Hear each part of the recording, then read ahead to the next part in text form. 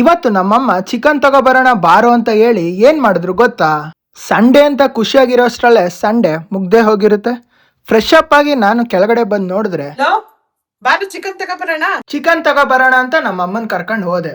ಅಲ್ಲಿ ಚಿಕನ್ ಮೊಟ್ಟೆ ತಗೊಂಡಾದ್ಮೇಲೆ ನಮ್ಮಮ್ಮ ರಿಲಯನ್ಸ್ ಮಾರ್ಟ್ ಒಳಗಡೆ ಹೋದ್ರು ಗುರು.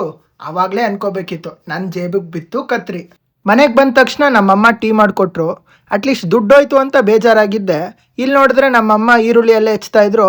ನನಗೆ ಅಡುಗೆ ಮಾಡು ಅಂದರು. ಸೊ ಅಡುಗೆ ಮಾಡೋಣ ಅಂತ ಹೋದೆ. ನಮ್ಮಮ್ಮ ಹೆಚ್ಚಿಟ್ಟಿರೋ ಈರುಳ್ಳಿ, ಪುದೀನ ಮತ್ತು ಮಸಾಲೆನೆಲ್ಲ ಫ್ರೈ ಮಾಡಿದೆ. ಚಿಕನ್ ಕೂಡ ತೊಳೆದಿಟ್ಟಿದೆ ಸ್ವಲ್ಪ ಬಿರಿಯಾನಿಗೆ ಮತ್ತು ಸಾಂಬಾರಿಗೆ. ಇದೆಲ್ಲ ಚೆನ್ನಾಗಿ ಫ್ರೈ ಆಯಿತು. ಫ್ರೈ ಆದಮೇಲೆ ಚಿಕನ್ ಹಾಕ್ಕೊಂಡೆ. ಚಿಕನ್ ಹಾಕಿದ್ಮೇಲೆ ಉಪ್ಪು ಕೂಡ ರುಚಿಗೆ ತಕ್ಕಷ್ಟು ಹಾಕ್ತೆ. ಆ ಕಡೆ ನಮ್ಮಮ್ಮ ಸಾಂಬಾರಿಗೆ ಬೇಕಾದ ಮಸಾಲೆನೆಲ್ಲ ರುಬ್ಕೊಟ್ಟಿದ್ರು. ಸೊ ಅದನ್ನು ಹಾಕಿ ಟೇಸ್ಟ್ ಮಾಡಿ ನೋಡಿದೆ. ಇಲ್ಲಿ ಬಿರಿಯಾನಿ ಮಸಾಲೆ ಕೂಡ ರೆಡಿ ಆಯಿತು. ಬಿರಿಯಾನಿಗೆ ಹಾಕಿ ಒಂದು ಸಲ ಸ್ಟಿರ್ ಮಾಡಿ ಟೇಸ್ಟ್ ಮಾಡಿದೆ. ಸರಿಯಾಗಿತ್ತು ಮಸಾಲೆ ಉಪ್ಪೆಲ್ಲ. ಸೊ ನೆನೆಸಿಟ್ಟಿರೋ ಅಕ್ಕಿ ಹಾಕಿ ಮುಚ್ಚಳ ಮುಚ್ಚಿ ಕುಕ್ಕರ್ ಹಾಕಿ ಒಂದು ವಿಷಿಲ್ ಹೊಡೆಸ್ದೆ. ವಿಷಿಲ್ ಹೊಡೆಸಾದ್ಮೇಲಂತೂ ಬಿರಿಯಾನಿ ಮಾತ್ರ ಸಖತ್ತಾಗಿ ಬಂದಿತ್ತು. ಅಲ್ಲಿ ಸಾಂಬಾರು ಕೂಡ ರೆಡಿಯಾಗಿತ್ತು.